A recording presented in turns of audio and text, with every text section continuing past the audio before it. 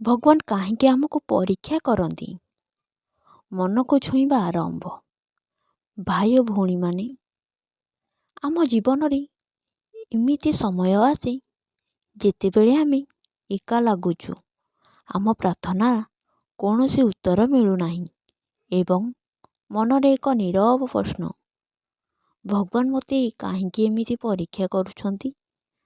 ଆଜିର ଏହି ଅନୁଚିନ୍ତା ତୁମ ଭାଙ୍ଗିଥିବା ମନକୁ ନୂଆ ଆଶା ଦେବା ପାଇଁ ପରୀକ୍ଷା କାହିଁକି? ଭଗବାନ କେବେ ବି ଦୁର୍ବଳ ଲୋକଙ୍କୁ ପରୀକ୍ଷା କରନ୍ତି ନାହିଁ। ସେ ପରୀକ୍ଷା କରନ୍ତି ସେହି ଲୋକଙ୍କୁ ଯାହାଙ୍କ ଭିତରେ ସହିବାର ଶକ୍ତି ଥାଏ। ଯେପରି ସୁନାକୁ ଆଙ୍କୁନରେ ତାପ କରେ ସେ ଆଉ ଚମକେ, ସେହିପରି ପରୀକ୍ଷା ଆମକୁ ଭିତରୁ ଶକ୍ତିଶାଳୀ କରାଏ। ଡେରି ମାନେ ଅସ୍ୱୀକାର ନୁହେଁ। ଅନେକ ଲୋକ କୁହନ୍ତି ମୁଁ ଭଗବାନଙ୍କୁ ଡାକୁଛି କିନ୍ତୁ ସେ ଶୁଣୁନାହାନ୍ତି।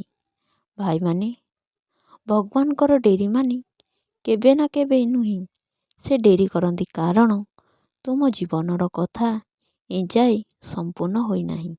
ସେ ଚାହାନ୍ତି ତୁମେ ସଠିକ୍ ସମୟରେ ସଠିକ୍ ଜିନିଷ ପାଅ। କର୍ମ ନୀରବ ଥାଏ କିନ୍ତୁ ଅନ୍ଧାର ନୁହେଁ।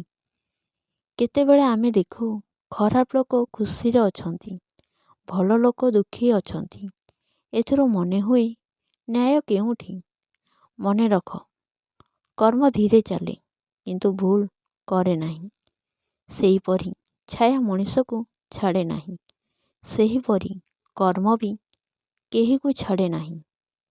ଭାଙ୍ଗିଥିବା ମନ ପାଇଁ ବାର୍ତ୍ତା।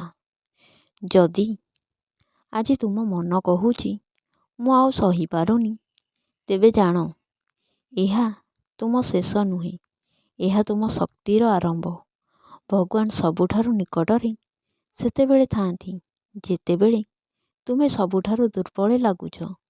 ଆସ୍ଥା ଯାହା ସବୁକିଛି ବଦଳାଇ ଦିଏ। ଆସ୍ଥା ମାନେ ସବୁକିଛି ମିଳିଯାଏ ଏହା ନୁହେଁ। ଆଶା ମାନେ ସବୁ ପରିସ୍ଥିତିରେ ଭଗବାନଙ୍କୁ ଛାଡ଼େ ନାହିଁ।